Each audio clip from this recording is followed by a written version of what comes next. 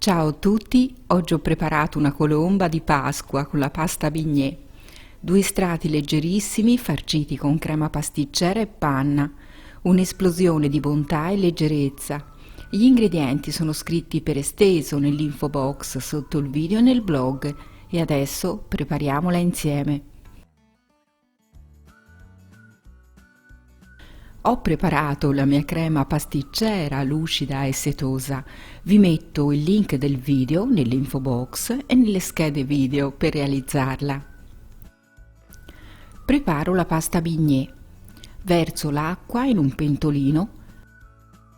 Aggiungo un pizzico di sale, lo zucchero e il burro tagliato a pezzetti.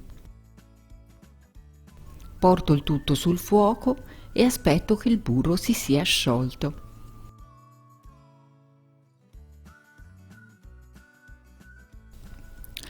Adesso ci verso la farina tutta insieme e mescolo con energia fino a quando non avrò ottenuto un composto unico. Quando sul fondo del pentolino si formerà una patina, spengo il tutto e trasferisco la massa in una terrina. La lascio freddare.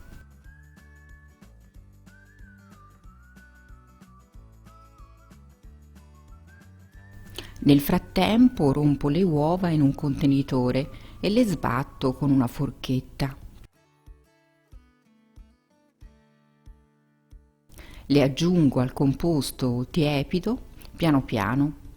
Faccio sempre assorbire mescolando le uova prima di aggiungere le successive e procedo in questo modo fino a metterle tutte.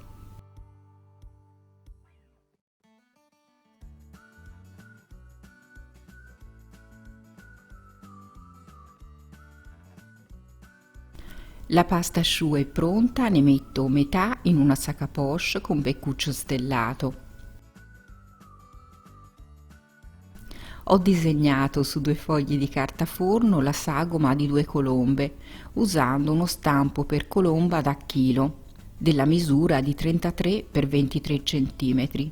Sistemo il foglio con il disegno rivolto verso il basso e lo fermo con un po' di impasto.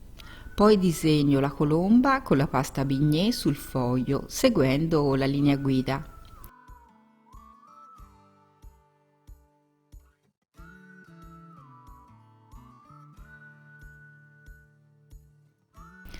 E a questo punto posso infornare nel forno già caldo statico a 200 gradi per 20-25 minuti.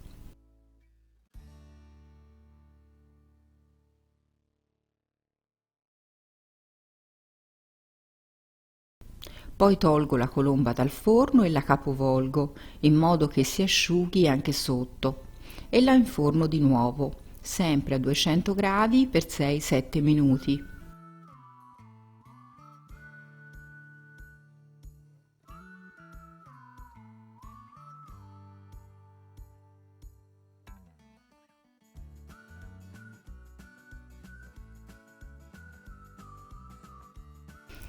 Ora preparo anche l'altra base facendo lo stesso procedimento.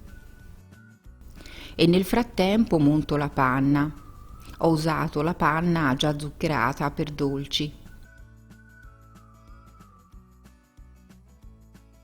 Poi lavoro la crema fredda con una frusta, facendogli riacquistare la consistenza giusta.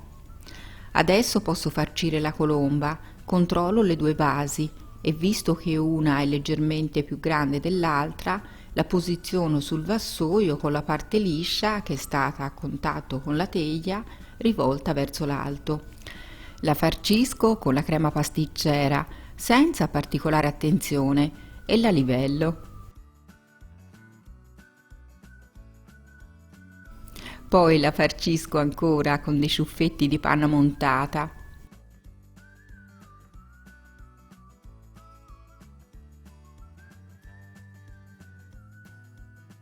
E ci adagio l'altra base sopra. Adesso decoro il perimetro riempiendo la cavità con la panna montata e a questo punto ci sistemo degli ovetti colorati al centro, fermandoli con della panna. Poi spolverizzo con zucchero a velo vanigliato.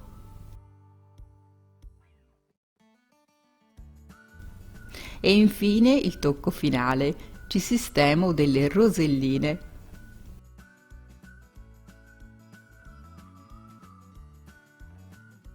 Ed ecco la colomba pronta, la metto nel frigorifero fino al momento di servirla.